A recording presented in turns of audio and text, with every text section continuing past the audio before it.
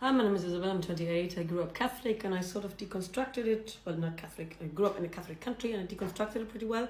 And this is part 3 on things that you can do to deconstruct your religious Christian beliefs, regardless of the fact that you believe in God or not, and regardless of the fact that you want to stay in the church or not. I think that every person on the planet, especially the Christians, should know about their church before they consciously decide if they want to believe in it or not. So let's begin with part 3 of the video.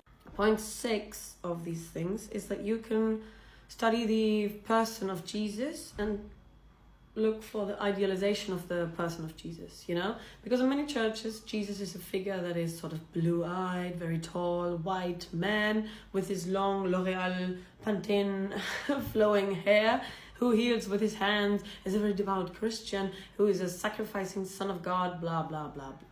In reality, he was the bastard son of a carpenter and his wife who may have cheated on him with a mailman, nobody knows. And she said it was the angels, but I mean, for the birth there were 3 men with gifts, so nobody knows who the father is, and it doesn't matter.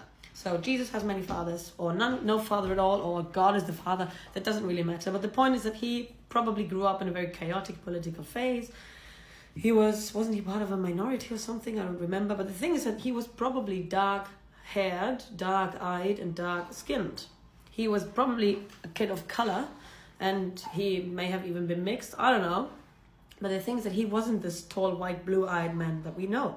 And he also wasn't the thing that, for example, you as American Christians think that he is, and that they idolize him in a way. He was friends with whores and poor people and homeless people and drunks and addicts and all sorts of people from the worst parts of society. He was never sitting at any sort of rich person's table. He was pretty rebellious. He was probably something like a hippie or a punk. Like, I bet you $1 million that his body count was 200 and something, that he was poor as a rat, and that he drank and smoked all the time. Also, that his turning water into wine is probably a funny anecdote if you think about it, like a very good party story. But the thing is, he's a very cool dude, and the way that he is painted in the church is, to me, a very one-sided, idealized image that is not historically, that can't be historically correct. I mean, nobody really knows what he was like.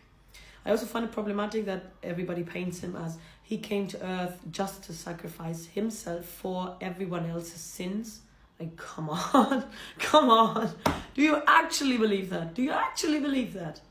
That a guy who lived 2,000 and something years ago, who only turned 33